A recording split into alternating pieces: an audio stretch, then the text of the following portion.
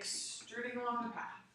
So for instance, say if I wanted to create trim molding or crown molding and have it run along the perimeter of my room, I would create a piece of trim in profile and then I would extrude it along the path.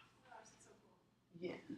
So all I have to do is I'm going to use this same profile. I'm just going to select my profile, so I have to create a profile again, just like I did with my sweeps, and then I have to create a path. So I could draw the perimeter of the room. In this case, I just have a rectangle. I'm going to select both, and I'm going to go up to Model, Extrude Along Path, or Command Option X. Command Option, oops, undo that one. Command Option X. Now it brings up this Extrude Along Path dialog box. I can see that both of my objects are highlighted. One is highlighted in orange and one is highlighted in red. I have to select a path object. So if I actually left it as it is, it's going to try and extrude this huge rectangle around this little profile, and it's going to be all messed. But what I can do is hit next. I want basically what it's saying is this profile to go along this path, and I'm going to say OK.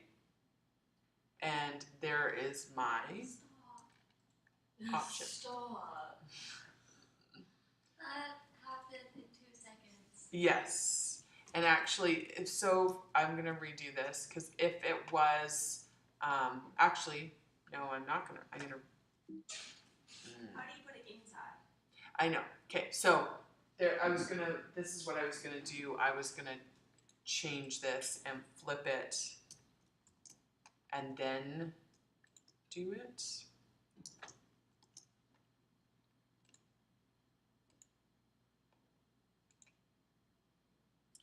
So it's done that trim on the inside. You can see that now, right? It's obviously it still has the outside, so my trim, if this rectangle was bigger, let's do a bigger rectangle.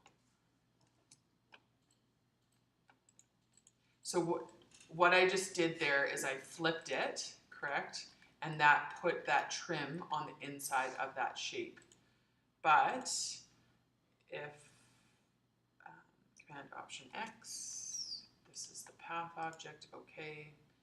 I'm going to render it, OpenGL, and rotate. Okay.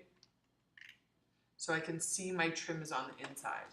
Now, if, for instance, I did undo it and I flipped that profile before I extruded along the path, sometimes we want to make changes. I can do it after. So if I double click on this extrude along path, it says up in Object Info and Palette, it is an extrude along the path. I can edit the path and I can edit the profile. So if I edit the path, I can go in and I can modify this rectangle. So I could even make it a polygon if I wanted to. Exit path, and now it does that around the path. Now I'm going to double click. I'm going to edit my profile. So hit OK, and see what happens is this crosshairs is the origin of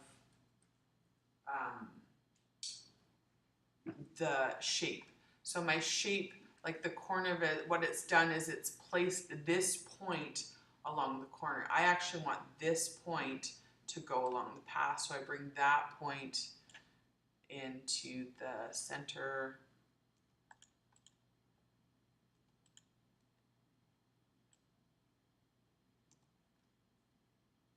There's that locus. Okay. So then you can't really see it because it looks the same because there's nothing else that's relative to this profile. But if, for instance, let's do another shape. Would you just change the Z value and then put it up on Right, so this is, this,